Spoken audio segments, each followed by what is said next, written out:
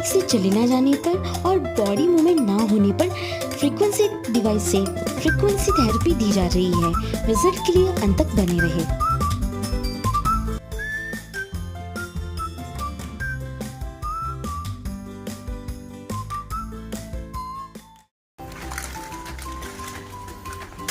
હવે આ રીતના એકલા ઉતરી જાય છે પગથિયા।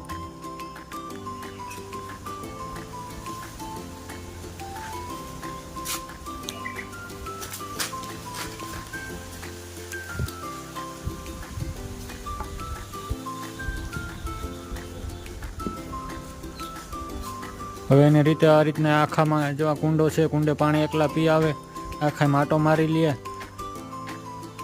500 મીટરથી સુધી ચાલીને જાય, ત્યાંથી પાછા આવે એટલે 1 કિલોમીટર સુધીનું અંતર રોજનું કાપે છે। 100% રિઝલ્ટ છે।